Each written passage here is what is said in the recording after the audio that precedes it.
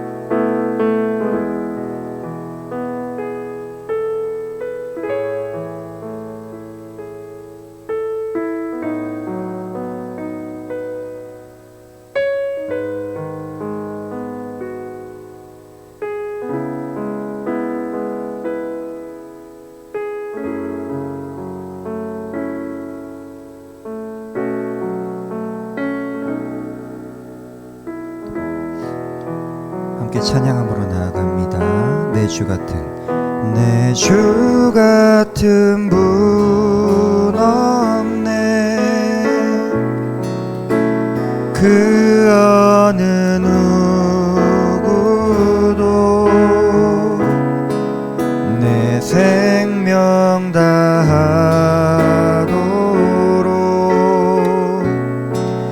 그 얼굴만 내 주 같은 분 없네. 내 주 같은 분 없네. 그 어느 누구도 내 주 같은 분 없네. 이 땅 위에 처음부터 다시 고백합니다. 내 주 같은, 내 주 같은 분 없네. 그 어느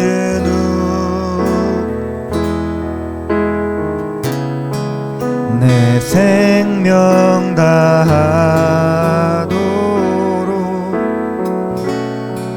주 얼굴만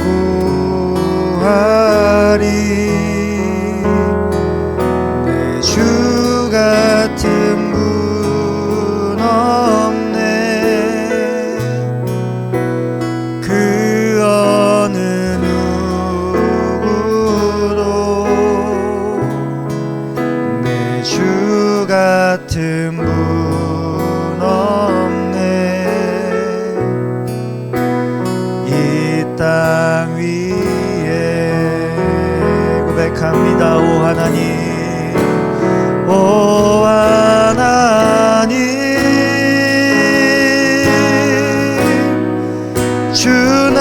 나의 모든 것 내 주 같은 분 없네 이 땅 위에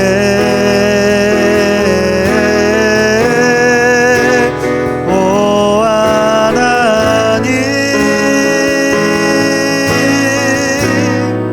주 나의 모든 것 내 주 같은 분 없네 이 땅 위에 다시 한번 믿음으로 고백합니다. 오 하나님 오 하나님 주 나의 모든 것 내 주님 같은 분은 없습니다. 같은 분 없네 이 땅 위에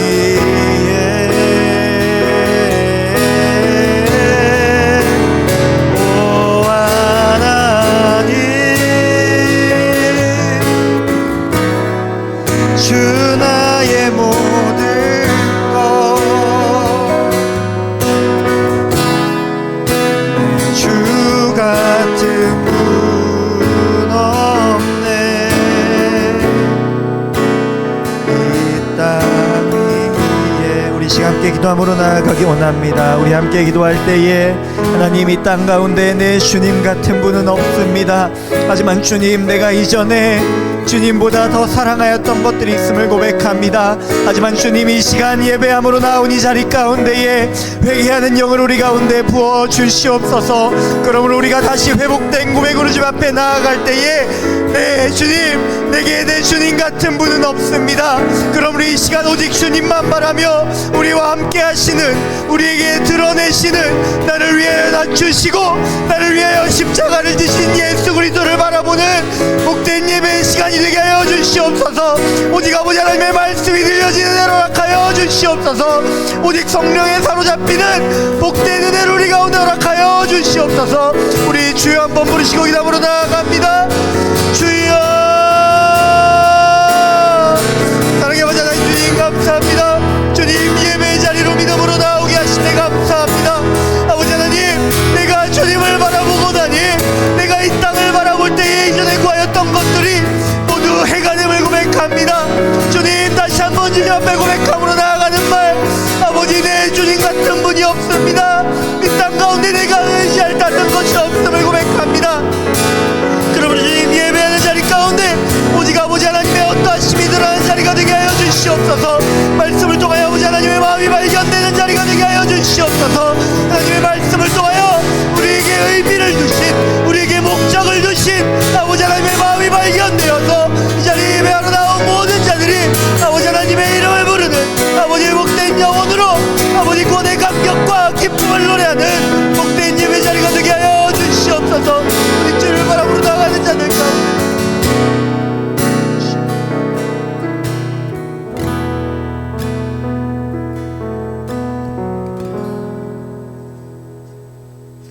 기도하시겠습니다. 전능하신 하나님, 우리가 옛것을 버리고 새로운 것을 찾으니 그 빛을 밝게 하여 주옵소서. 밝은 길을 따라갈 때 진리를 깨닫게 될 줄 믿습니다. 주여, 성탄절이 머지 않았습니다. 우리가 그리스도 구주의 오심을 축하하는 자리에서 가난한 자들에게 재산을 나누어 주고 위기에 처한 사람들을 구했던 산타클로스와 같이 우리의 마음을 풍요롭게 하시고 우리가 우리보다 가진 것 없는 자를 위해 헌신하게 하소서. 우리 자신을 위해서가 아니라 우리 자신이 가진 것을 위해 살아가게 되는 크리스마스가 되게 하옵소서. 예수님의 이름으로 기도드립니다.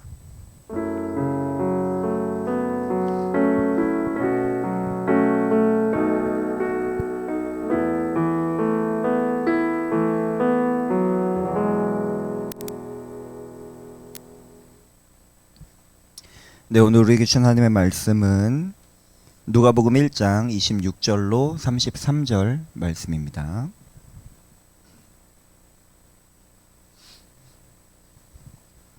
누가복음 1장 26절로 33절 말씀, 신약 86페이지에 있습니다. 한 절씩 교독하고 마지막 절 함께 읽습니다. 여섯째 달에 천사 가브리엘이 하나님의 보내심을 받아 갈릴리 나사렛이란 동네에 가서 다윗의 자손 요셉이라 하는 사람과 약혼한 처녀에게 이르니 그 처녀의 이름은 마리아라. 그에게 들어가 이르되 은혜를 받은 자여 평안할지어다, 주께서 너와 함께 하시도다 하니 처녀가 그 말을 듣고 놀라 이런 인사가 어찌민가 생각하매 천사가 이르되 마리아여 무서워하지 말라, 내가 하나님께 은혜를 입었느니라. 내가 잉태하여 아들을 낳으리니 그 이름을 예수라라. 그가 큰 자가 되고 지극히 높으신 이의 아들이라 일컬어질 것이요 주 하나님께서 그 조상 다윗의 왕위를 그에게 주시리니 영원히 야곱의 집을 왕으로 다스리실 것이며 그 나라가 무궁하리라. 아멘. 네, 오늘은 누가복음 1장 26절로 33절 말씀으로 굳이 함께 하셨다라는 제목으로 말씀을 전하도록 하겠습니다. 감사합니다. 네, 우리는 대림절 기간을 보내면서 예수님께서 굳이 하신 일들에 대해서 묵상하며 은혜를 받고 있습니다. 우리가 묵상한 예수 그리스도께서 보이신 그 모습들은 굳이 스스로를 드러내셨고 굳이 낮아지셨습니다. 그리고 그것을 고집하신 예수님의 마음이 우리를 향한 사랑이었다는 것을 우리가 묵상하게 된다는 것입니다.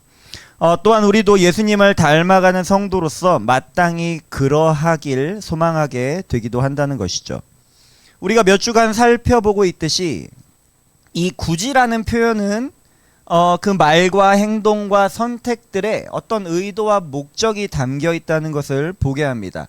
굳이 하셨다는 것은 그 선택이 비록 미련해 보이고 고집스러워 보일지라도 그만큼 무언가를 이뤄내려는 열심과 어떠한 마음이 예수님께 있었다는 것을 우리로 보게 한다는 것이죠. 그리고 그것을 이루기 위한 수고까지 감수하는 모습을 보이시면서 결국 우리를 사랑하셨다는 그 마음을 묵상하게 한다는 것입니다. 오늘은 그 마지막 시간으로 굳이 우리와 함께 하신 예수 그리스도를 묵상하면서 그 사랑을 더욱 알고 더욱 경험하는 은혜가 있길 소망합니다. 우리가 함께 한다는 것에 대해서 먼저 좀 생각해 보기 원합니다. 우리가 어떤 대상과 함께 시간을 보내고 함께 무엇을 한다는 것은 단지 어떤 시간과 공간에 같이 존재하는 것 그 이상의 의미를 갖고 있다는 것입니다. 함께 한다는 것은 그 순간이 갖는 그 의미와 감성, 때로는 어떠한 목적이나 방향을 공유하면서 그 자리에 함께하는 그 상대방과 좀 일치되는 것이라고 할 수 있다는 것이죠. 때로 함께할 때에 그 의견이 갈릴 수도 있지만 그 의견이 대립되는 것도 결국은 하나의 목적을 성취하기 위해서 그 의견을 맞춰가는 과정이라고 할 수 있다는 것입니다. 우리가 한번 상상해 봅시다. 만약 어떤 사람과 내가 식사를 하는데 상대방이 자꾸 핸드폰을 봐요. 그리고 자꾸 뭐 통화하러 나갔다 오고 뭔가 창밖을 보면서 나랑 식사하고 있는데 딴 생각을 하는 걸 본다면 지금 그 사람이 나와 함께 시간을 보내고 있다라고 느끼기에는 무리가 좀 있다는 것입니다. 생각보다 크네요, 제가. 네, 무리가 있다는 것이죠. 함께 한다는 느낌을 받기에는 어려움이 있다는 것입니다. 식사뿐만 아니라 대화를 하거나 어떤 일을 함께 하는 것도 마찬가지일 것입니다. 우리 대학 다니면서 조별과제 해보신 분들이 계실 건데 한 명만 자료조사하고 그 사람만 계속 PPT 만들고 그 사람만 유인물을 만들어요. 그리고 그 결과물을 제출합니다. 그러면 이거를 모든 조원이 함께 했다 말하기엔 무리가 있다는 것이죠. 그러면 어떤 결과가 발생하죠? 네 이름은 뺄게요 하는 거죠. 예. 이처럼 함께 한다는 것은 그 시간이나 공간이나 관계에 대한 공동의 목적이 발견된다는 것입니다. 그리고 그 목적이나 함께하는 관계에 임하는 태도를 통해서 우리는 서로에 대한 어떤 예의나 존중이나 그 중심을 좀 살펴볼 수 있다는 것이죠. 그 마음을 그런 관계를 통해서 발견하게 된다면 때로는 더 깊은 관계가 될 수도 있고 때로는 그 예의와 존중이 발견되지 않아서 조금 표면적인 관계 혹은 멀어지는 관계가 될 수도 있다는 것입니다. 우리가 자주 나누었지만 우리가 관계한다는 것은, 그리고 그 관계 안에서 우리가 함께한다는 것은 함께하는 대상이 기준이 됩니다. 예, 그리고 그 함께하는 대상이 무엇을 어떻게 느끼고 생각하는지가 매우 중요한 가치가 된다는 것이죠. 그냥 같은 자리에 존재하는 것이 전부가 아니라는 것입니다. 그러므로 우리가 예수님이 우리와 함께 하셨다는 것을 이 관점에서 좀 묵상해 보기 원합니다. 예수님이 우리와 함께 하셨다는 것은 단지 인간의 몸으로 이 땅에 오셔서 시간과 공간을 우리랑 공유하신 것 이상의 의미를 갖는다는 것이죠. 물론 예수님이 인간의 몸으로 오셔서 우리와 같은 시간을 공유하셨다는 것, 같은 공간을 공유하셨다는 것은 매우 중요한 의미를 갖습니다. 우리에게 매우 큰 의미와 은혜가 된다는 것이죠. 그것이 우리를 사랑하신 그 사랑이 전제가 되기 때문이고 그것을 드러내시고 낮추신 것이기 때문입니다. 그런데 여기에 더불어서 예수님의 함께하심은 우리와 함께하시는 그 시간의 의미와 목적과 방향을 더해 주신다는 것입니다. 예수님이 우리 가운데 함께하셨다는 것이 우리에게 의미와 목적과 방향이 된다는 것이죠. 그것을 살펴볼 수 있는 예수님의 말씀들이 있는데 예수님은 거듭 제자들에게 그리고 이 시간 말씀을 듣는 우리에게 따라오라고 말씀하십니다. 함께하는 시간의 의미와 목적을 따라와서 함께 하자는 것이죠. 마태복음 11장 29절로 30절 말씀에서 멍에를 함께 메고 내게 배우라고 말씀하신다는 것이죠.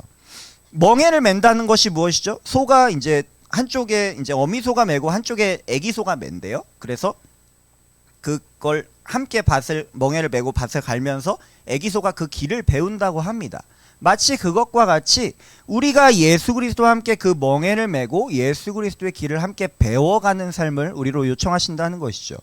또한 마태복음 16장 24절에서는 나를 따라오려거든 자기를 부인하고 자기 십자가를 지고 따르라고 말씀하십니다.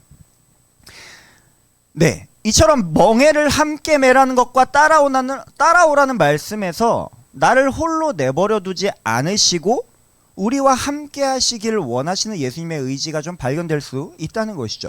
우리가 몇 주 전에 나누었듯이 모든 만물이 예수 그리스도로 말미암았기 때문에 예수님 없이는 그 존재의 가치와 의미가 발견될 수 없다는 것이죠. 네, 없다는 것이죠. 그런 무가치하고 무의미한 우리들에게 죽음이라는 방향에 서 있고 죽음이라는 결론밖에 없어서 길을 잃고 방황하는 우리들에게 예수님은 함께 하시고 또한 따라오게 하셔서 우리 삶을 의미 있고 가치 있고 방향이 있고 목적이 있고 결과가 있게 하셨다는 것입니다. 죽음이라는 결과에서 생명이라는 결과로 우리를 옮기셨다고 로마서 8장에서 말씀하시죠. 우리가 알고 있듯이 예수님의 오심은 대신 죽으시기 위함이었습니다. 그리고 부활하신 예수님은 하늘로 다시 올라가셨습니다. 그럼 뭔가 이미지상 예수님의 함께하심이 끝난 것 같잖아요. 그런데 예수님은 그 다음을 마련하셨다는 것이죠. 나는 내 할 일 했으니 난 이제 간다. 니네 잘 살아봐라가 아니라는 것입니다. 마태복음 28장 20절 말씀처럼 세상 끝날까지 함께 하시겠다고 우리에게 말씀하신다는 것이죠. 사도행전 1장 11절의 천사의 증언은 어떻습니까? 하늘로 올려지신 예수님께서는 하늘로 가신 모습 그대로 다시 오실 것이라 우리에게 약속해 주신다는 것이죠. 그래서 우리가 대림절 기간을 보내면서 이미 오신 예수 그리스도를 묵상하는 시간으로도 보내지만 우리에게 다시 오실, 약속의 말씀처럼 다시 오실 예수 그리스도를 묵상하는 시간으로 보낸다는 것입니다. 올라가신 동안 그 관계함이 끊어지는 것이 아니라 요한복음 16장 7절 말씀처럼 성령으로 영원히 함께 하시려는 하나님의 뜻과 계획이 예수님의 죽으심과 하늘로 올려지심 이후에 우리 가운데 예비되어 있었다는 것입니다. 다시 오실 때까지 우리를 내버려 두지 않으시고 요한복음 14장 16절로 17절의 증언처럼 또 다른 보혜사이신 성령으로 우리와 함께 하셔서 영원토록 함께 하신다는 것입니다. 믿으십니까? 네. 또 다른 보혜사라는 건 무슨 말씀이죠? 예수님도 먼저 보혜사의 역할을 해주셨다는 것이죠. 보혜사라는 단어의 의미가 무엇입니까? 대변자, 변호인이란 뜻도 있지만 이전에 어떤 목사님 설교에서 이렇게 들었는데 기억에 참 잘 남더라고요. 보호하시고 은혜를 주시고 가르치시는 분이시라는 것이죠. 예수님이 이미 우리 가운데 그 일을 행하셨고 육신의 한계 안에서 사역하셨던 예수님이 이제 성령을 우리 가운데 보내셔서 또 다른 보혜사께서 예수님과 동일한 사역을 육신의 한계가 없이 우리 모든 사람의 마음 가운데 그리고 삶에서 이미 행하고 계시다는 것을 믿으시기 바랍니다. 심지어 우리가 자주 함께 나누듯이 함께하는 정도가 아닙니다. 아예 한 몸이 되게 하셔서 예수 그리스도와 일치된 삶으로 살게 하신다는 것입니다. 베드로전서 2장 9절 말씀처럼 세상과 구별된 택하신 족속이요 왕같은 제사장이고 거룩한 나라이고 하나님의 소유가 된 백성으로서 빛 가운데 사는 삶을 살게 하셨다는 것입니다. 빛이신 예수님이 함께 하시니 요한복음의 이제 표현처럼 빛으로 오신 이미 빛이신 예수님께서 함께 하시니 더 이상 어두운 데 살지 않고 빛 가운데서 하나님의 빛을 드러내는 삶으로 부름을 받았다는 것입니다. 하나님이 함께 하시는 성도의 삶이 이와 같다는 것이죠. 이처럼 예수님의 함께 하심은 우리가 마땅히 갖길 원하셨던 모습으로의 회복으로 연결된다는 것입니다. 그것을 위함이었다는 것이죠. 그리고 우리가 기억해야 할 것은 지금도 비록 우리가 느끼거나 알지 못하더라도 예수님은 분명히 우리와 성령으로 함께 하신다는 것이고 지금도 우리에게 거듭 말씀하고 계시다는 것이죠. 오늘 본문 가운데 천사 가브리엘이 마리아에게 축복하는 말씀에 우리가 좀 주목해 보기 원합니다. 28절에서 마리아를 은혜 받은 자라고 부릅니다. 그러면서 뭐라고 권하죠? 평안하라. 원어로 보면 rejoice, 기뻐하라라는 말씀입니다. 그 뒤에 천사는 하나님께서 너와 함께 하신다라고 증언합니다. 선포합니다. 분명하게 드러내고 있다는 것이죠. 하나님이 함께 하신다는 것을. 여기서 함께라는 단어의 원어의 해석을 보면 모모와 함께라는 뜻도 있지만 모모의 뒤에라는 뜻도 있다는 것이죠. 예. 즉 하나님이 함께 하신다는 것이 어떤 의미냐? 우리가 알지 못해도 우리가 뒤에 있으면은 모르잖아요. 가끔 느껴질 수는 있어요. 어떤 인기척이나 이런 것들이 느껴질 수는 있는데 숨이라도 크게 쉬면 호흡이라도 느껴질 거 아니에요? 그런데 어쨌든 뒤에 있으면 잘 모른다는 것이죠. 근데 우리가 보이지 않아도 마치 뒤에 서 있는 것처럼 하나님이 우리 삶에 계시다는 것입니다. 예. 믿지 않는 우리에게 그것을 보여주시기 위해서 예수님이 성육신하셔서 함께 하시는 시간을 보내셨죠. 예수님이 보여주신 것이 무엇입니까? 하나님이 함께 하시는 성도의 삶이 어떤 것인지를 예수님이 그 삶을 통해서 보여주셨습니다. 그리고 예수님 그 자체가 하나님이 우리와 함께 하신다는 증명이었죠. 예. 그것을 통해서 하나님이 보여주시고 싶은 것이 무엇이었습니까? 나, 네 삶에 있다고.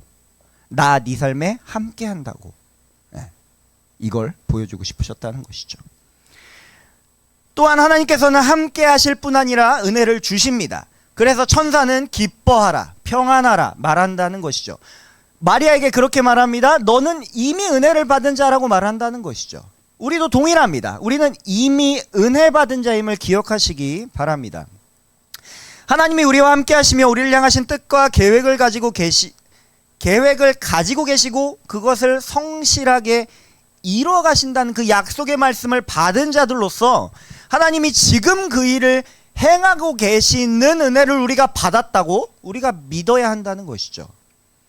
우리가 올해 내내 나누었듯이, 올해 내내 고백했듯이 우리에게 예비하신 진짜 잘 되는 길, 완벽한 길, 온전한 길, 하나님이 우리에게 주시고자 하신 그 완성, 그것을 하나님이 직접 성실히 이뤄가고 계시다는 것을 믿으시기 바랍니다.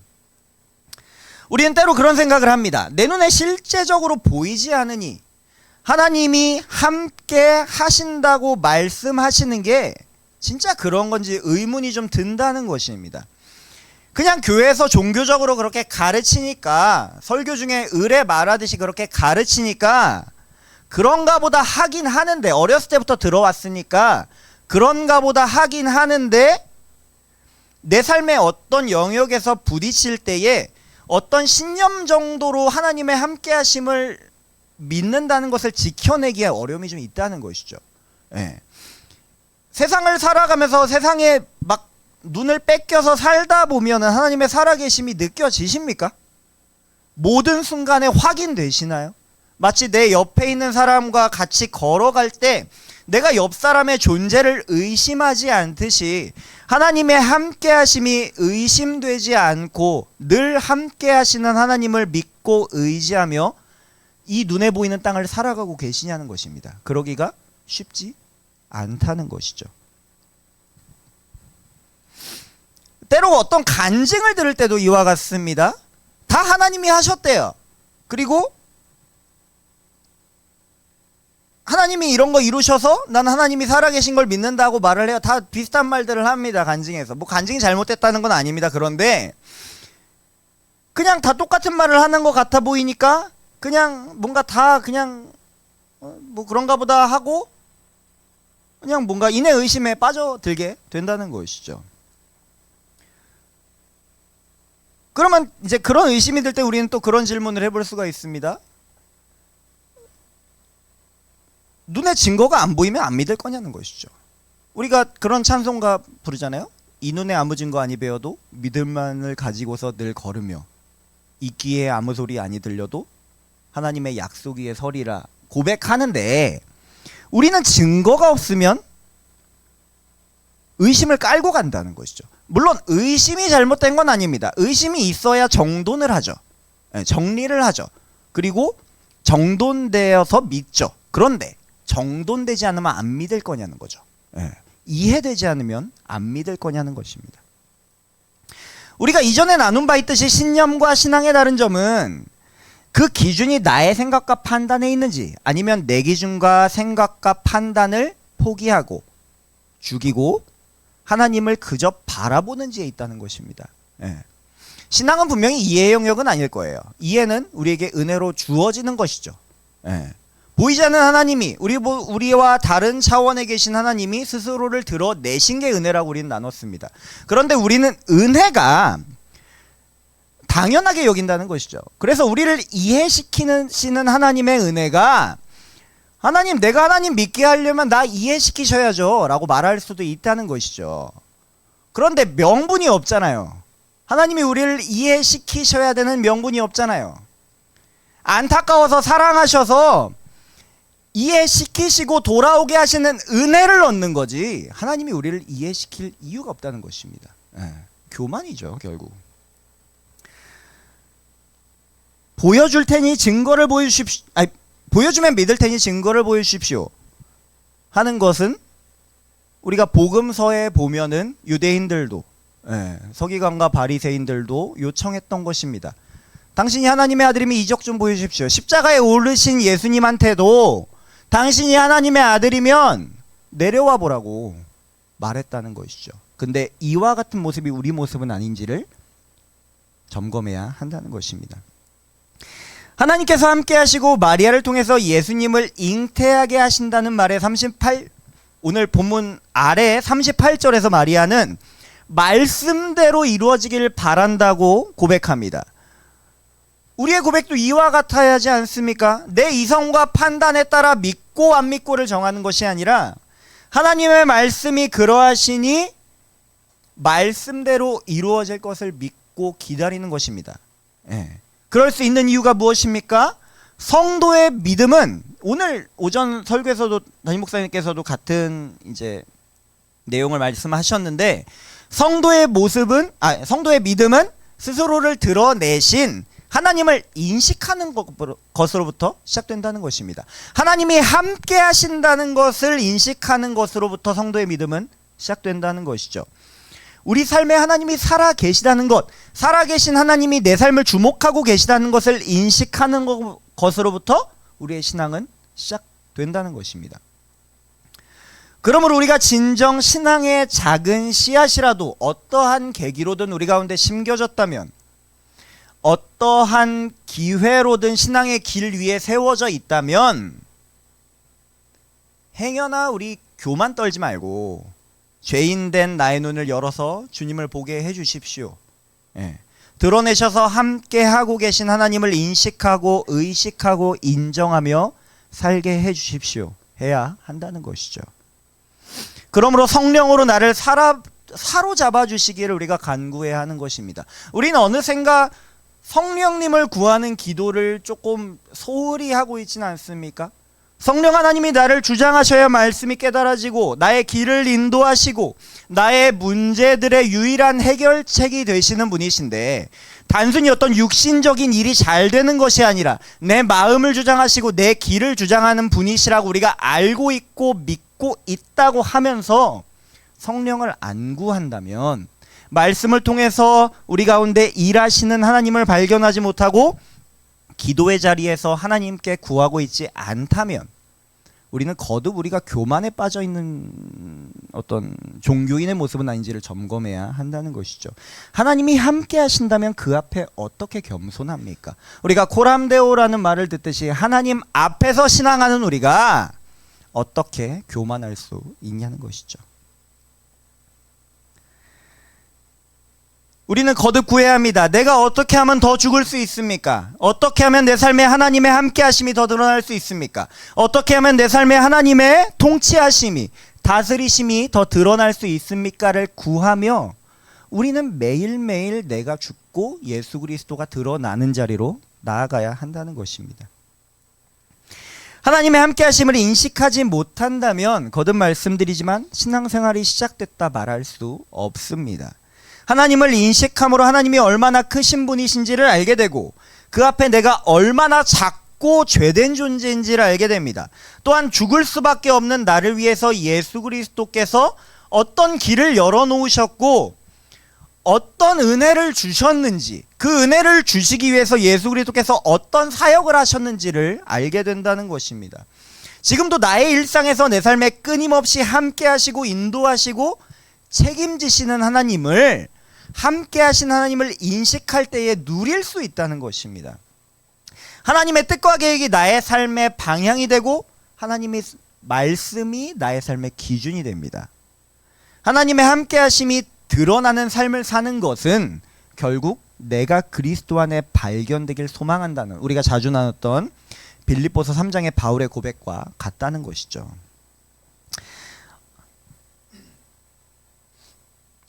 그런데 이제 우리의 모습을 좀 더 이제 좀 조목조목 점검해 보기 원합니다. 하나님이 함께 하신다는 그 판단의 기준이 나의 느낌과 나의 상황과 나의 일에 잘됨에 두고 있는 사람이 있다라고 좀 생각을 해보자는 것이죠. 뭔가 잘 풀릴 때는 하나님이 계시는 것 같고 감사하기도 합니다. 이때는 쉬워요. 그냥 잘된 것에 대해서 감사합니다라고 고백만 하면 돼요. 예. 뭐 재정을 채워주셨으면 11조를 하는 것으로 그 고백을 드릴 수 있습니다. 너무 귀한 과정이죠. 그런데 이런 경우가 있습니다. 주셨을 때는 인식 잘하는데 안 주시면, 막으시면, 거절하시면, 멈추게 하시면, 혹은 물러서게 하시면 의심하는 경우들이 있다는 것이죠. 앞서 말했듯이 하나님 안 계신가? 일 안 하시나? 내 기도 안 들으시나? 하나님 안 계신 거 아니야? 라는 불안에 빠지는 우리들의 모습을 발견하기도 한다는 것이죠. 이 부분에 대해서는 우리가 이렇게 생각해 봐야 합니다. 우리는 종종 우리가 믿음을 갖게 되는 계기를 믿음의 이유로 삼으려는 시도를 한다는 것입니다. 사람을 좋아서 교회를 다니다 보니 믿음이 생겼어요. 분위기가 좋아서 교회를 다니다 보니 뭐 수련회 때 은혜를 받았다 뭐 이런 말을 하면서 믿음이 생긴 줄 알았어요. 그리고 믿는 가정에서 태어나 교회를 익숙하게 다니다 보니 믿음을 갖게 됩니다. 가끔은 열심히 기도해서 기도한 대로 이루어진 경험을 해서 믿음이 생긴 줄 알았어요. 그런데 어떤 문제가 발생합니까? 그러한 경험은 하나님이 함께 하신다는 것이 믿어지는 좋은 계기가 될 수는 있는데 좋은 계기일 뿐 본질이 될 수 없다는 것이죠. 근데 이와 같은 것들을 믿음의 근거로 삼아버리면 이런 문제가 발생합니다. 사람이 좋아서 생긴 믿음이 사람에게 상처받아서 약해집니다. 수련회나 찬양 집회 등 뭔가 뜨거운 분위기를 쫓아서 갖게 된 믿음이 분위기에 감흥을 잃게 되고 익숙해지면서 약해집니다. 지식만으로 충분히 성숙해진 줄 알았던 믿음은 살다가 마주하는 광야 같은 불안한 상황 중에 의심하는 마음이 싹트며 약해지는 것을 발견할 수가 있다는 것이죠. 내 기도에 대해서 내가 원하는 결과로 얻어진 믿음은 때로 내가 원하지 않는 상황이 펼쳐질 때 약해진다는 것입니다. 여러분, 믿음이 약해진다는 것이 무엇이죠? 하나님이 계신지 모르겠다는 것입니다. 어느새 내 마음에 좋은 사람과의 좋은 관계, 내 마음에 맞는 교회를 쫓고 있고 내 삶의 평안을 쫓고 있고 그런 것들이 충족돼야 하나님이 함께 하시나 보다 하는 다소 기복적이고 다소 미신적인 신앙을 하고 있는 나를 발견하지는 않는지를 우리가 점검해야 한다는 것이죠. 그러므로 기억하시기 바랍니다. 우리의 믿음의 근거는 오직 한 분 하나님이십니다. 믿으십니까? 다른 어떤 것도 아니고 내 삶에 함께 하시는 하나님, 내 삶에 살아계시는 하나님이 유일한 믿음의 근거가 되어셔야 한다는 것입니다. 사람이 사랑을 느끼게 해주든 상처를 주든 하나님이 함께 하신다는 것을 알아야 합니다. 내 감정과 상태가 어떠함에도 불구하고 하나님이 함께 하신다는 것을 알아야 합니다. 내가 이해되고 납득이 되든 이해가 안 되고 납득이 안 되고 의심이 들든 하나님이 함께 하신다는 것을 알아야 합니다. 이는 주먹구구식으로 그냥 믿어, 멱살 잡고 끌고 와서 야 그냥 믿어, 닥치고 믿어가 아닙니다. 인격적이신 하나님은 우리의 이해와 생각도 새롭게 하시는 분이라 말씀하시니 그 말씀을 신뢰하며 나의 믿음을 오직 함께 하시는 하나님께 두라는 것이죠. 의심해도 하나님 앞에서 의심하라고요. 하나님과 함께 의심하라고요. 말씀을 보면서 의심하라고요. 말씀은 안 보면서 의심만 하면 자꾸 유튜브 찾아보면서 의심하면 어떡하냐고. 무슨 말인지 아시겠죠? 갑자기 예수님이 그것을 드러내시기 위해 우리 가운데 오셨다는 것입니다. 우리와 함께 하셨습니다. 우리와 함께 하신 예수 그리스도를 우리의 믿음의 근거로 삼고 또한 지금도 성령으로 함께 하셔서 아까 말씀드렸듯이 또 다른 보혜사로 우리 가운데 늘 함께 하시는 성령님을 나의 믿음의 근거로 삼고 하나님의 말씀을 우리의 믿음의 근거로 삼고 신앙해야 한다는 것입니다. 그 안에 담긴 하나님의 마음을 알고 믿음으로 누려야 한다는 것이죠. 하나님의 마음을 바로 아는 것은 우리에게 매우 중요한 일입니다. 하나님이 말씀 가운데 하나님의 마음을 진짜 태초부터 영원까지 담겨있는 하나님의 마음을 구구절절히 우리 가운데 풀어주셨습니다. 그런데 그 사랑을 받은 우리가 이 말씀을 등한시하면 말이 안 되는 것이죠. 이사야서 40장 8절 말씀은 푸른 마르고 꽃은 시들어도 오직 하나님의 말씀은 영원히 남는다 증언합니다. 그 영원한 하나님의 말씀이 우리의 믿음의 근거가 된다면 어떠한 상황이나 환경이나 사람이나 내 마음이 어떠하냐에 흔들리지 않는 믿음이 된다는 것입니다. 우리의 마음을 살피기 원합니다. 어느새 익숙해진 신앙생활로 하나님이 계신지 안 계신지보다 내가 교회에서 어떤 역할을 수행하거나 그냥 그 자리에 참석하는 것으로 나는 신앙생활하고 있다. 나는 하나님과 동행하고 있다. 나는 하나님이 함께 하시고 있다라고 그냥 착각하고 있지는 않냐는 것이죠. 우리가 어떤 자리를 섬길 때도 이와 같습니다. 우리 뭐 목사님도 말씀하셨지만 요때쯤 되면은 이제 뭐 내년에 사역을 내려놓네 마네 뭐 이런, 제가 이런 얘기를 하니까 좀 웃기긴 한데, 네, 뭐 그렇습니다. 얘기를 할까봐 넘어갈게요. 네, 그런데 이따 얘기할게요. 네, 어떤 자리를 섬길 때도 그렇습니다. 여러분, 하나님이 나를 어떤 자리로 부르시고 그 자리에 세웠다는 것, 어떤 과정에 의해서든 어떤 자리에 하나님이 세우셨다는 것은 맡겨진 자리를 통해 나와 함께 하심을 드러내고자 하신 하나님의 의도라는 것이죠. 여러분이 어떤 과정에 의해서 교회로 나오게 되셨고 이 자리에 있고, 혹은 어떤 자리를 섬기고 있고, 뭐 찬양팀을 섬기든 방송실을 섬기든 교사를 섬기든 어떤 뭐 임원을 하든 셀 리더를 하든 어떤 자리를 섬기게 되었다는 것은 그 안에 하나님이 그 자리를 통해서 내가 너와 함께하고 있고 내가 너에게 맡긴 일을 너와 함께하겠다 말씀하시는 그 의도가 있다는 것입니다.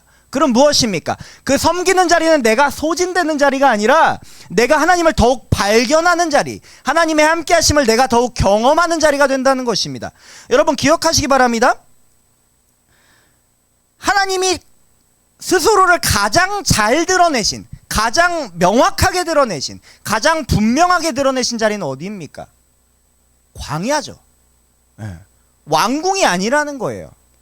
편한 내 집안이 아니라는 것입니다. 하나님은 광야에서 하나님을 스스로를 더욱 드러내시고 내가 너와 함께하고 있다를 더욱 드러내시고 내가 너의 삶을 책임진다를 더욱 드러내시고 내가 너를 통치한다를 더욱 드러내셨다는 것입니다.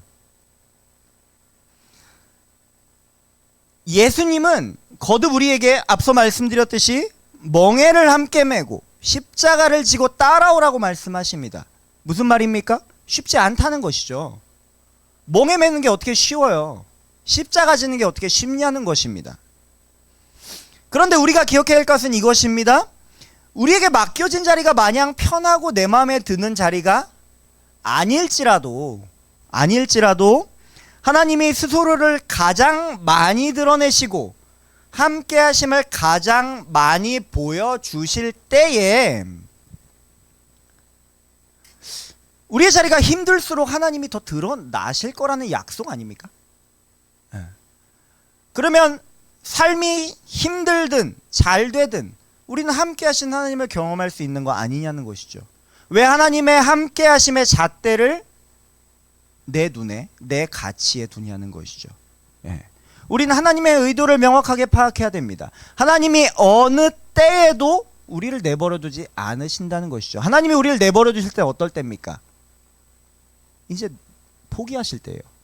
로마서 1장의 말씀처럼 그들의 그냥 좋은 대로 하기를 내버려 두시는 거죠. 그럼 어떤 결과가 납니까?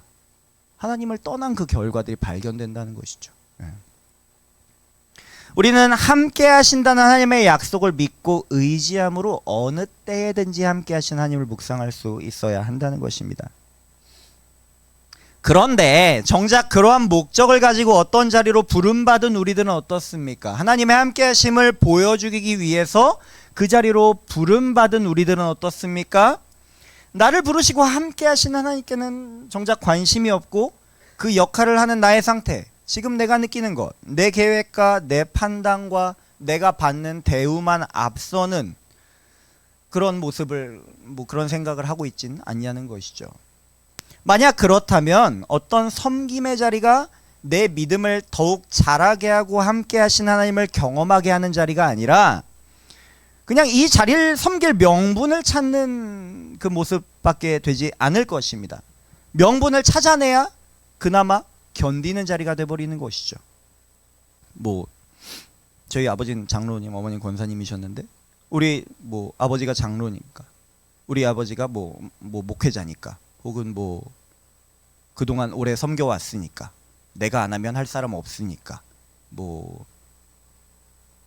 사역자 관점에서는 이런 좀 조심스러운 말이지만 사례비 받으니까, 이런 명분들이 우리가 섬기는 자리에 그 명분이 된다면 엉망이라는 것이죠. 점점 하나님과 함께함이 멀어지는 결과로 이어질 수 있다는 것입니다. 그러므로 우리가 성도로서 살아가는 모든 자리 가운데 나를 부르신 이가 하나님이시고 그 부르셨기 때문에 끝까지 함께 하시겠다 약속하시는 하나님의 말씀을 묵상하고 경험하는 은혜를 구해야 한다는 것입니다. 그래서 기도하고 시작하라는 거예요.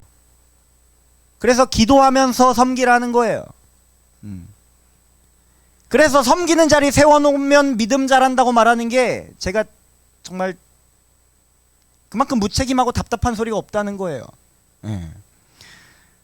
아니, 섬기는 것을 통해서 하나님이 말씀하시죠. 하나님이 함께 하심을 드러내시죠. 그런데 전제가 안 깔려 있잖아요.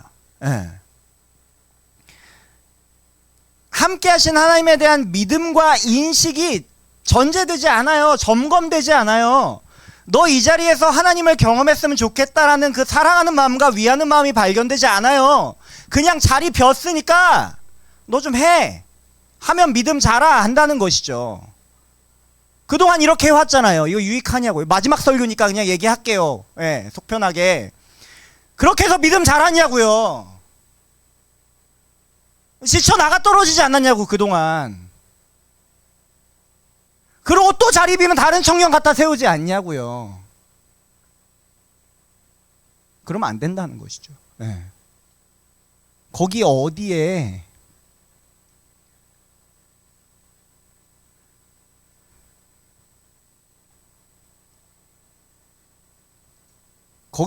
청년들이 진짜 하나님 만나길 간절히 바라는 마음이 있냐고요. 그냥 사람 필요해서 갖다 앉혀놓는 자리에 명분이잖아요. 하나님 이용해 먹는 거잖아요. 쪽팔린 소리라는 것이죠.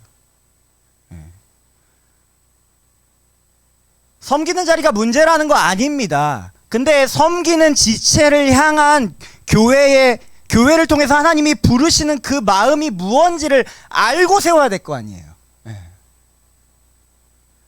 섬기는 사람들은 그걸 알고 섬겨야 될 거 아니에요. 지금 섬기고 있는 자리에서 지치고 있습니까? 그 자리에 함께 하신 하나님을 발견하시기 바랍니다. 목적이 분명해져야 된다고요. 그러면 섬길수록 하나님을 더 깊이 알게 되지, 섬길수록 내가 소진되지 않는다고요.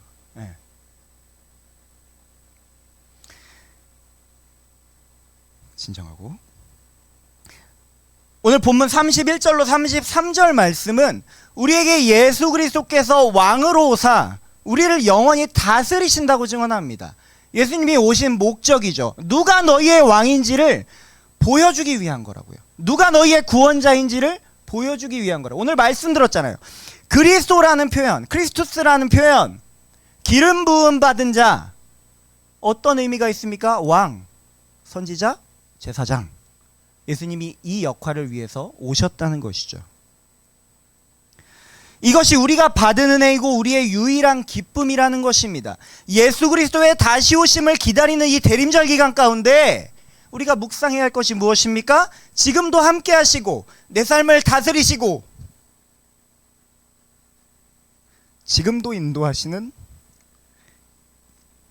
예수님을 믿는 은혜가 우리 가운데 필요하다는 것이죠. 결국 마지막 때에 승리의 왕으로 오셔서 우리를 영원한 하나님의 나라로 인도하실 하나님을 신뢰하시고 기다리시길 바랍니다. 그때를 생각할 때에 지금 내 삶이 잘 풀리든 잘 풀리지 않든, 나의 관계가 좋든 꼬여있든, 내가 섬기는 자리가 편하든 버겁든 그 모든 순간은 함께 하시는 하나님을 경험하는 좋은 재료들이 될 줄로 믿습니다. 이를 통해 하나님은 우리의 믿음을 더욱 자라게 하시고 하나님이 함께 하신다는 것을 더욱 드러내신다는 것입니다. 그러므로 마리아에게 천사가 전한 말처럼 여러분 모든 상황 가운데 기뻐하시고 평안하시길 바랍니다. 바울도 빌립보 교회 성도들에게 감옥 중에서 기뻐하라, 내가 다시 말하노니 기뻐하라라고 전한다는 것이죠. 그러면서 우리가 잘 알고 있는 말씀, 빌립보서 3장 말씀 가운데에 나는 모든 상황에 자족하기를 배웠다. 왜? 내게 하나님이 능력 주시니까 나는 모든 상황 가운데 만족하고 감사하고 기뻐할 수 있다는 것이죠. 이와 같은 믿음의 고백이 우리 가운데 드려져야 한다는 것입니다. 여러분, 하나님이 가끔 우리를 이해되지 않는 상황으로 인도하실 수도 있습니다. 여러분, 마리아에게 천사가 찾아와서 나는 아직 남자를 모르는데 내가 아이를 베고 날 거라는 말을 들었을 때 이게 이해가 됐겠습니까?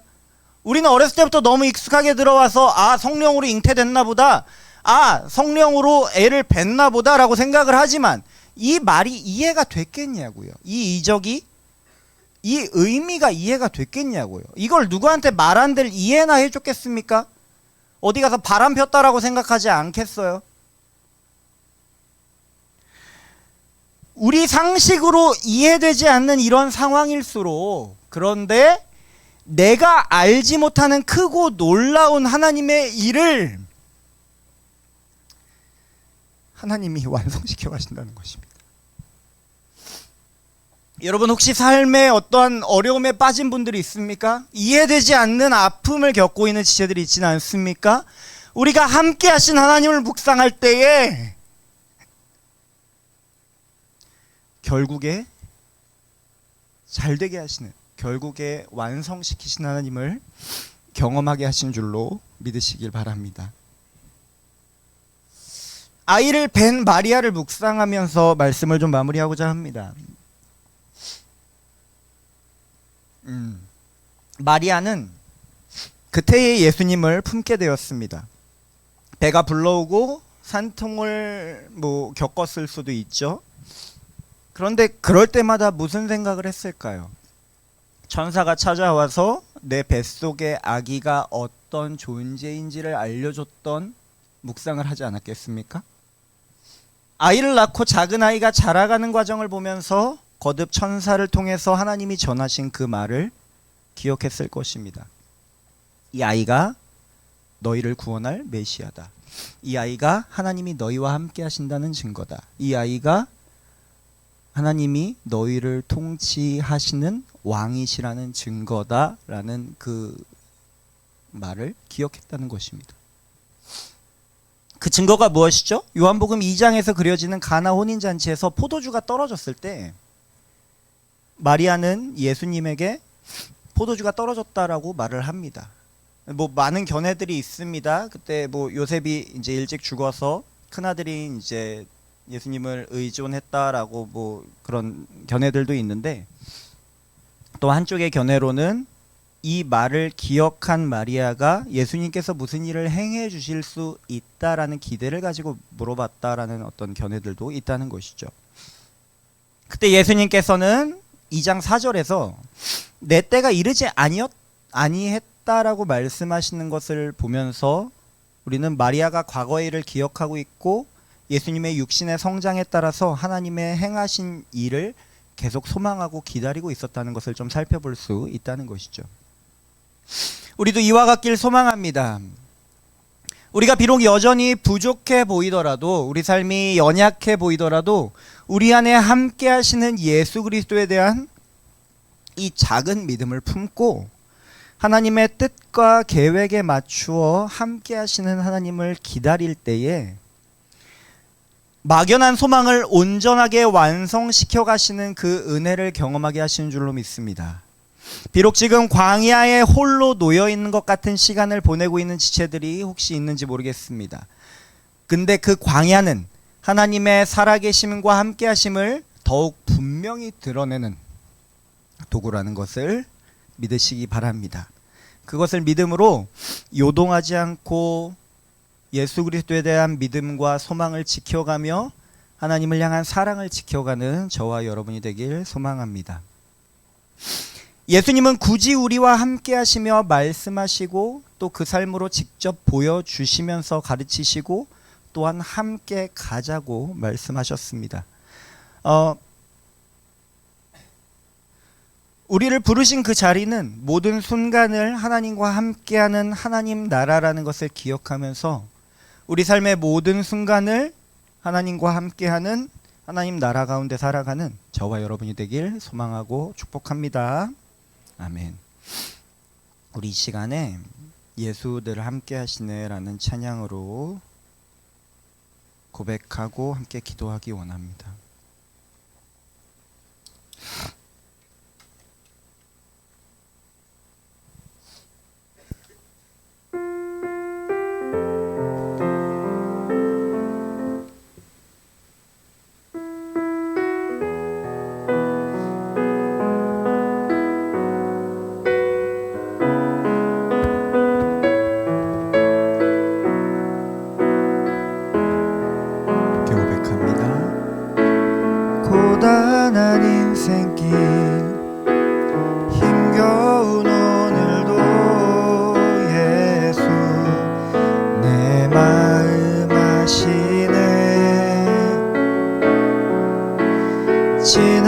지나간 아픔도 마주할 세상도 예수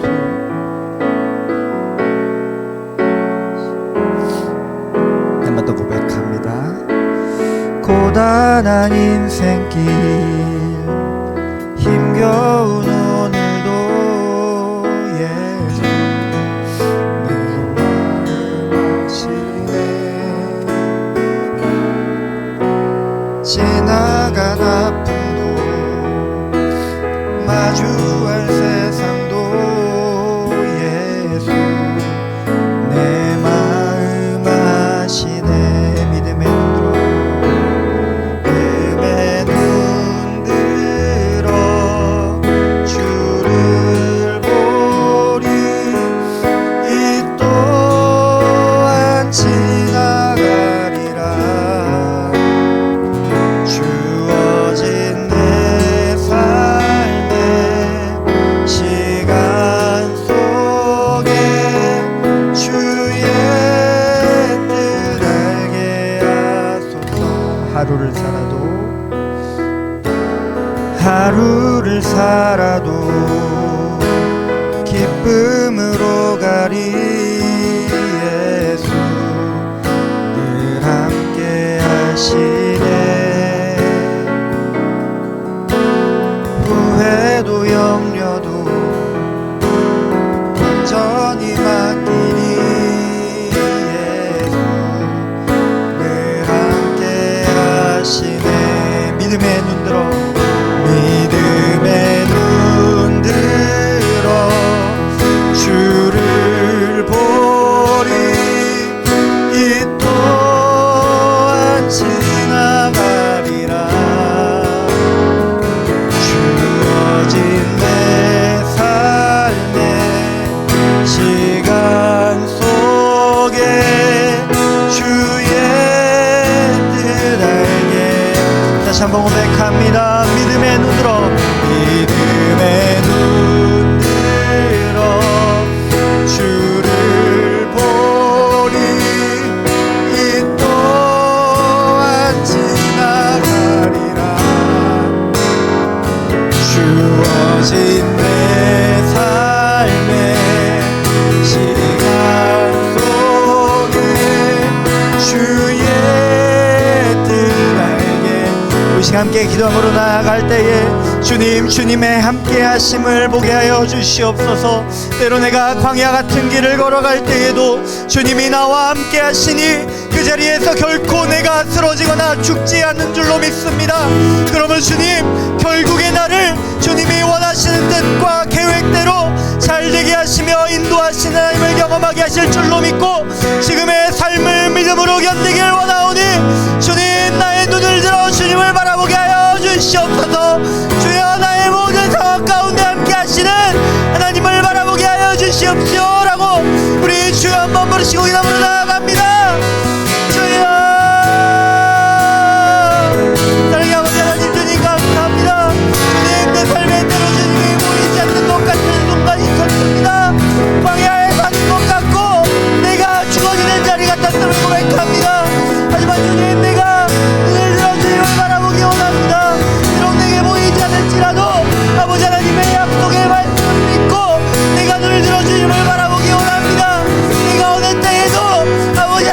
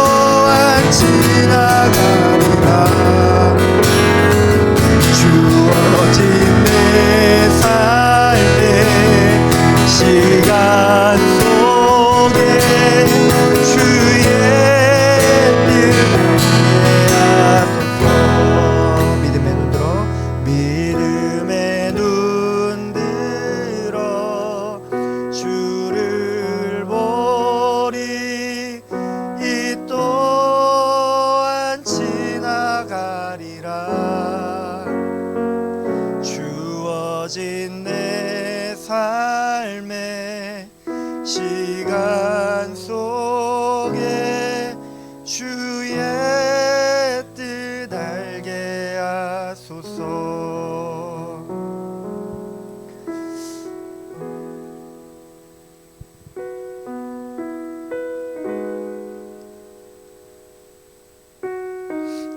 사랑의 주님, 감사드립니다. 우리와 늘 함께 하시며 우리에게 피할 길을 내사 우리를 결코 비참한 상태로 내버려 두지 않으시고 존귀하게 여겨주시는, 또한 생명길로 인도하시는 주님의 은혜를 감사하며 찬양합니다. 주님, 우리가 우리의 눈에 증거가 없다고, 우리가 이해되지 않는다고 함께 하시는 하나님을, 우리 삶에 살아계시는 하나님을 없다고 부정하였음을 주님 앞에 고백하고 회개합니다. 주님, 이 시간에 우리가 회복된 믿음으로 내 삶에 살아계셔서 함께 하시고 가장 선하고 바르고 좋은 길로 인도하시는 하나님을 믿음으로 고백하며 감사드립니다. 그러므로 주님, 내 삶의 상황들이, 내 삶의 여건들이 때로 광야와 같고 도저히 살 길이 보이지 않는 것 같은 순간을 살아갈 때에도 결국에 하나님의 뜻과 계획을 내 삶에 이루셔서 내 삶에 하나님의 함께 하심을 보게 하시고 또한 믿게 하시는 하나님을 신뢰하게 하여 주시옵소서. 그것이 어떠한 종교적인 신념으로 나에게 주어지는 어떤 증거들을 하나하나 모으며 억지로 믿어가는 것이 아니라 거절할 수 없는 아버지 하나님의 은혜로 우리에게 허락하신 믿음으로 변하지 않는 영원하신 아버지 하나님의 말씀이 우리 삶의 믿음의 근거가 되므로 하나님이 우리 삶에 함께 하시고 함께 하시기를 기뻐하시며 영원까지 함께 하시며 우리 삶을 책임지신다는 것이 믿어지는 은혜를 허락하여 주시옵소서. 또한 누려지는 은혜를 허락하여 주시옵소서. 우리가 그저 허공을 바라보며 내가 믿는다 외치는 것이 아니라 실존하시는 하나님께 상달되어지는 예배와 고백으로 하나님을 기쁘시게 하는 복된 이 시대를 살아가는, 빛으로 살아가는, 왕같은 제사장으로 살아가는, 하나님의 택하신 족속으로 살아가는 거룩한 하나님의 청년들 되게 하여 주시옵소서. 하나님이 우리에게 허락하신 은혜가 참 크고 감사합니다. 우리에게 굳이 하나님께서 드러내시고 낮추시고 또한 함께 하신 그 은혜를 묵상하며 감사드립니다. 이제 우리가 그 은혜를 헛되이 받지 않게 하여 주시옵소서. 우리의 서 있는 자리에서, 우리의 섬기는 자리에서, 우리의 일터와 가정과 모든 자리에서 하나님이 우리와 함께 하시고 우리 삶에 드러내시며 우리를 통하여 드러내신다는 것이 발견되어지는 예수 그리스도를 닮은 모습들이 우리 삶에 발견되게 하여 주시옵소서. 감사드리며 예수 그리스도 이름으로 기도드립니다. 아멘. 하나님 앞에 준비하신 예물 드리시겠습니다.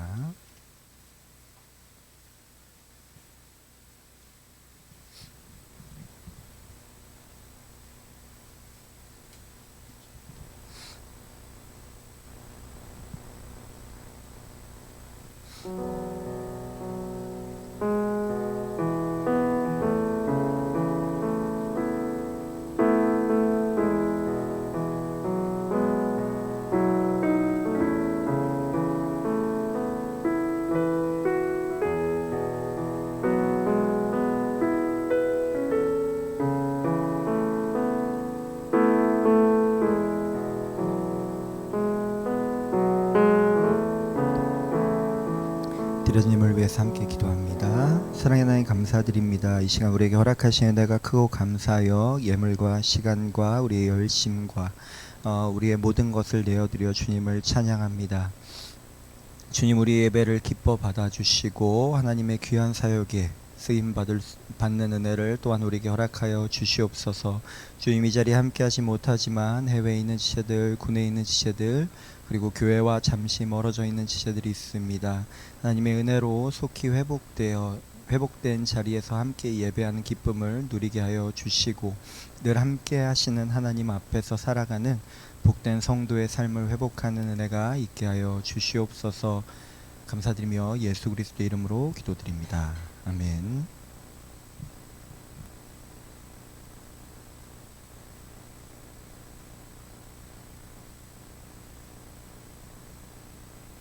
성암 청년부 예배에 오신 여러분들을 환영하고 축복합니다. 네. 시험 끝난 대학생들도 축복해요. 네. 오늘은 청년부가 함께 드리는 2024년 청년부 마지막 예배입니다. 우리 예배를 위해서 한 1년 동안 함께 해준 모든 청년들과 임원들, 셀장님들, 카이로스 찬양팀, 방송팀 주한이 모두 감사의 말씀을 전하고 싶고요. 오늘 특별히 새로운 분이 오셨어요. 한미미 집사님의 도련님 되시는 맞죠? 맞죠? 네? 아 조카예요. 죄송해요. 네, 김경호 청년 맞으시죠? 네, 박수 쳐주세요. 환영합니다. 네, 환영합니다. 네, 이어서 광고를 말씀을 드릴게요. 성탄 축하 예배가 12월 22일 주일에 2시 30분에 있습니다. 시온성전에서 진행이 되는데 연습은 따로 하지 않고 오늘 예배 후에 마지막으로 연습을 진행할 거고 10분 전인 2시 20분까지 3층으로 오셔서 함께 모여서 예배 드리고 발표하도록 하겠습니다. 의상은 모두 검정 색깔로 입고 오시면 될 것 같아요. 그리고 성탄 감사 예배가 12월 25일 수요일에 11시에 있습니다.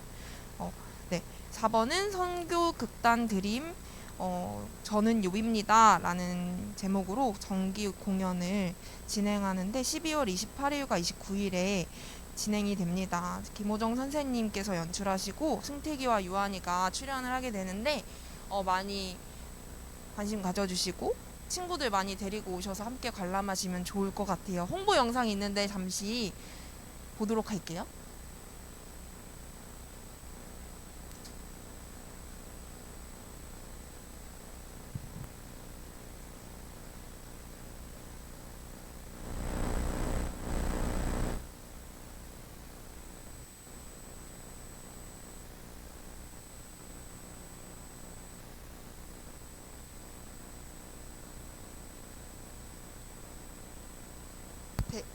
배경음악이 있는데 끝나고 볼까요?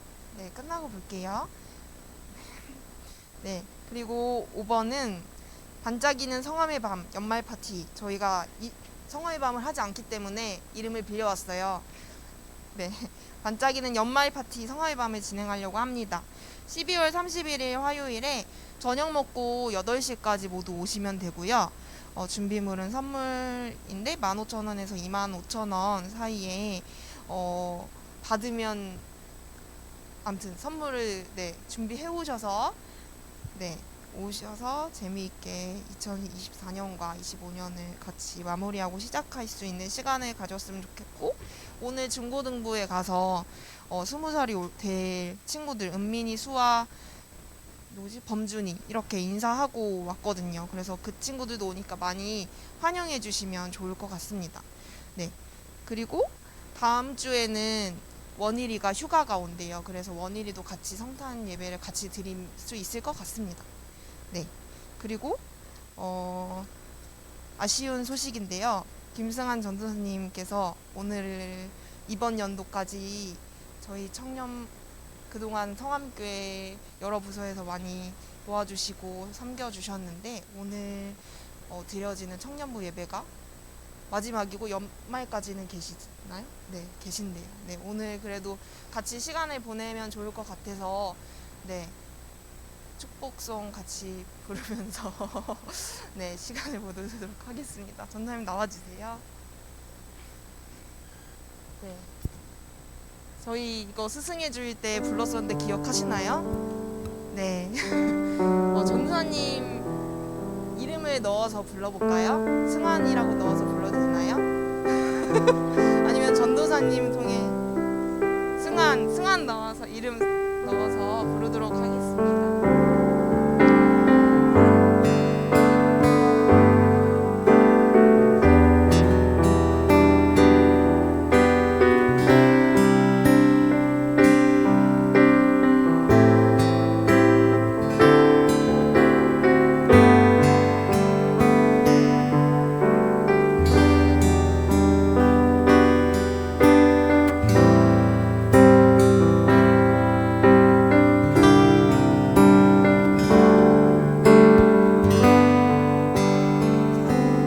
저희가 이별이라는 말은 좀 그렇지만 그동안 애써주시고 청년부에서 항상 기도해 주셨는데 저희도 늘 기도하도록 하겠습니다. 한마디.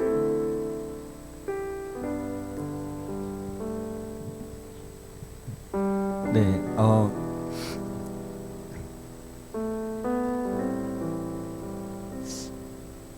네, 그렇습니다.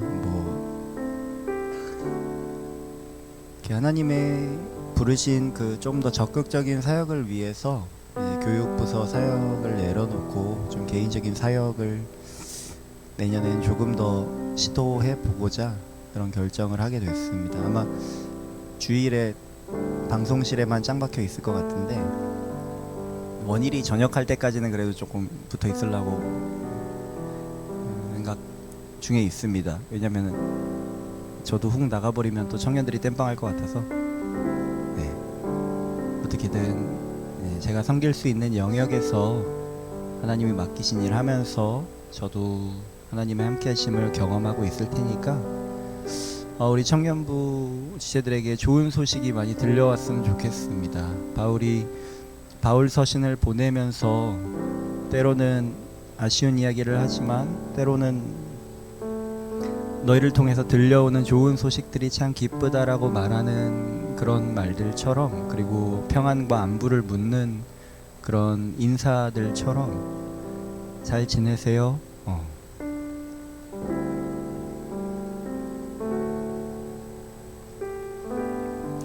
요즘 하나님과 잘 지내시나요? 하나님이 좋은 일을 행하고 계시나요? 라는 질문들에 네, 전보다 하나님과 더 가까워졌습니다. 네, 하나님이 제 삶에 놀라운 일을 행하고 계십니다. 라는 고백들이 서로에게 좀 드려지면 너무 좋을 것 같습니다. 네, 아마 가까운데 이제 집을 구해서 살게 될 것 같아요. 오며 가며 아마 헬스장 가는 모습이나 헬스장 갔다 오는 모습이나 보게 되실 텐데, 뭐 영 떠나는 거 아니니까, 이렇게 잘 마무리하고 각자의 자리에서 하나님의 기쁨이 되는 저 여러분이 되길 소망합니다. 감사합니다. 이 시간 그래도 전사님 위해서 함께 기도하시고 부장님 나오셔서 기도해 주시고 하겠습니다. 전사님 위해서 기도하시겠습니다.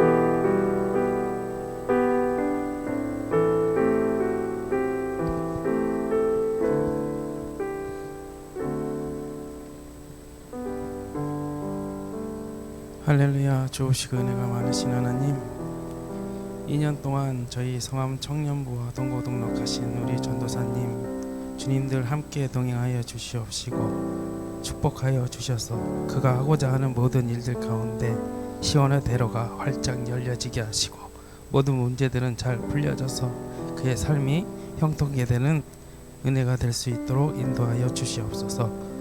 또한 올 한 해 어렵고 힘든 상황 속에서도 주님을 바라보고 의지한 우리 성암의 청년들, 하나님 나라의 아침 이슬 같은 저들이 주님을 더욱더 갈망하고 주님을 사랑하며 주님이 주시는 그 뜻 가운데 깨닫고 삶 가운데서 지치고 힘든데 더욱더 주님만 의지하고 승리할 수 있도록 새 힘을 허락하여 주시옵소서. 날마다 하나님을 내 구주로 고백하는 삶이 되게 하시고 영원하신 하나님 나라를 바라보며 승리하게 하여 주시옵소서. 또한 새로 세워진 임원들과 새로 세워진 담임자를 통해서 우리가 더욱더 열심으로 뛸 수 있도록 새 힘을 허락하여 주시옵시고 다시금 결단하여서 우리 성함교회 청년부가 다시금 회복되고 부흥되는 역사가 있게 하여 주시옵소서. 예수님의 이름으로 감사하며 기도드립니다. 청년부가 작은 마음을 담아서 아주 작은 선물, 아니 큰 마음을 담아서 작은 선물을 준비했습니다. 감사합니다. 네. 1년 동안 모두 함께 해주셔서 감사드리고요. 이제 내년 25년에는 새로운 임원들이 함께 청년부를 같이 이끌고 나갈 텐데 많이 도와주시고 함께 해주시면 감사드리겠습니다. 구호하고 마무리하도록 하겠습니다. 네, 제가 할 건데요. 네, 구호할게요. 모든 것이 잘 되리라. 감사합니다.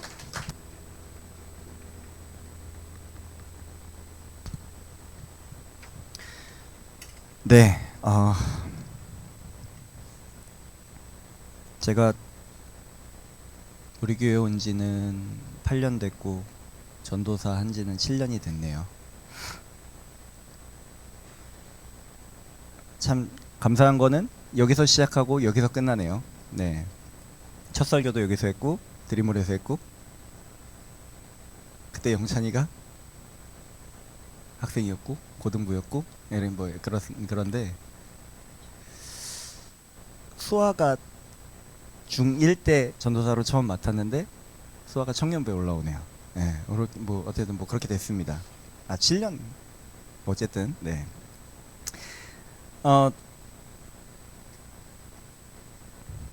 그냥 감사하다고요. 네, 아까 얘기 다 했으니까. 네. 네.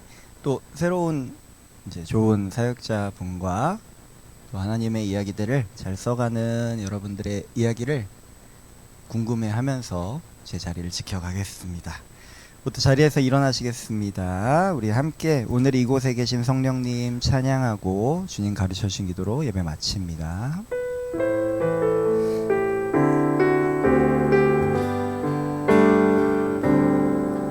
오늘 이곳에 계신 성령님 우리에게 말씀하시고 우리를 가르치소서.